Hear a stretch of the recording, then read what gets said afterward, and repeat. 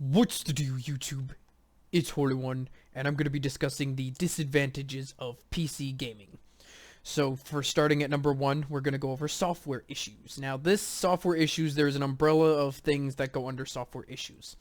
So, for instance, when your software doesn't work, we'll start with that. We'll go with games. Now, PC gaming, a lot of people say, oh, PC gamings have lots of broken games. All systems have broken games, whether it's consoles running games at very low frame rates, or games that are ported to PC that run way below expectations or on par with consoles, which is considered definitely broken in my opinion. So, also the other spectrum under this umbrella can go for software you download, such as recording software, configuring software, even Windows updates, which can, break your computers.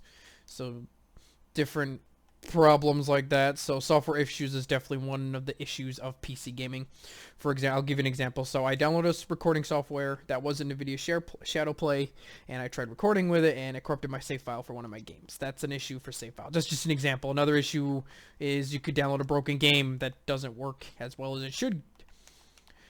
Example is The Evil Within 2. I downloaded that, and I'm running a GTX 1080 Ti, and I can barely hit 60 frames with it because of its poorly optimization. So that's not really a software issue. That's more of like a dev issue. Another issue might be, I'm going to give an example, sleeping dogs. I have to go on the internet, look up a way to fix the issue, and download this patch and do all this workaround to get it to work. Whereas people argue, oh, on consoles, it's much easier, but I'd rather do this workaround than deal with the frame rate. So, I know it's inconvenient, but this might pop up now and again on PC gaming. So if you're looking to get into PC gaming, just be warned that some games you buy might have this issue. I rarely find this to be an issue, but it does crop up now and again. And don't freak out, there's always a fix on the Steam forums or anything like that. So, that's just one of the many disadvantages to software issues on the PC. Updates and so on from Windows aren't really too much of an issue, but sometimes an update can cause your PC to overwork itself. Like I had 2 hard drives working in unison that caused 100% CPU load, which was a random bug. So definitely this could be a hassle for some people. Now, number 2 on this list is hardware issues.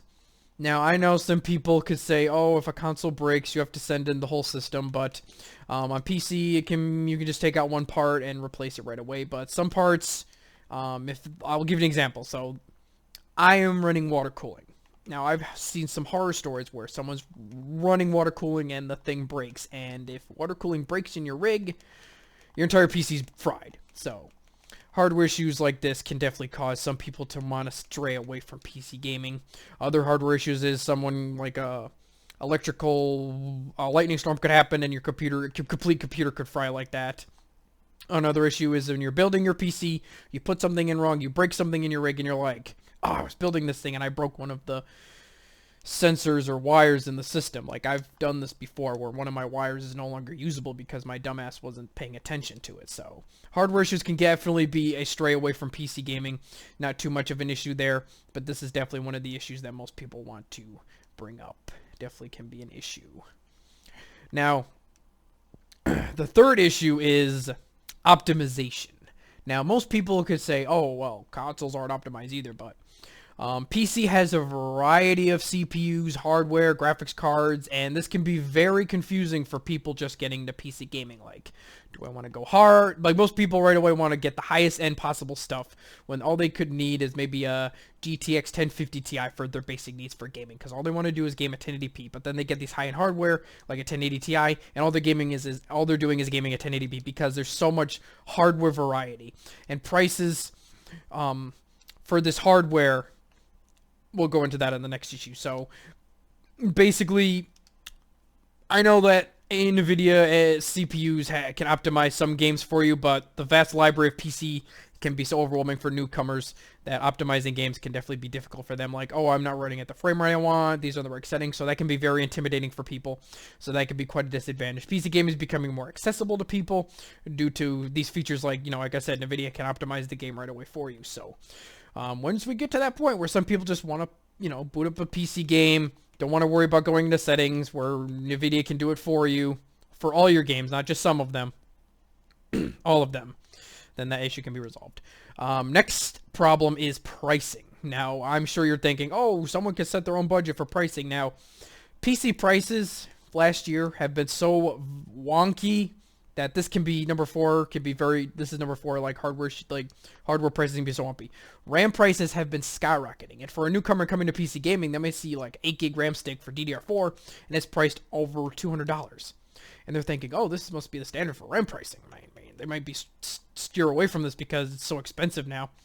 Even graphics cards are becoming extremely hard to buy because of the price of, crypto miners and people just getting into PC gaming. So pricing is that can definitely steer away people from building a new PC. So hardware prices can definitely be number 4 on this list of keeping people away from PC gaming. And now for number 5, we're going to go with where your friends are at. Now, I know this is an argument for console gamers, like, oh, my friends game on this, but it's true. Most people will go where their friends are. Like, if most of their friends are on PC, they probably will go over to PC, because most people can only afford one system, and they may not want to pay for a PC when their friends are on Xbox or PlayStation. I know this argument might sound silly. I don't really care where my friends game at. I'll game where I want to game at. But for most people, that's not really the case. They might look at PC and say, oh, my friends game on Xbox. Oh, there's an Xbox app on PC? Awesome, I can hang out with them and play PC. That's an example where if you have an Xbox, you can just get PC and there's an app for that. So you can still play with your friends on PC even if they own an Xbox. But if you only own a Nintendo Switch or a PS4, you can't really do that. So that can also sway people away from getting into PC gaming. Even though it might be a minority of people, that's definitely an issue that can rise from owning a PC. So this is my top 5 issues with PC gaming, guys. Check out my next video coming out. This is your boy Holy One, out.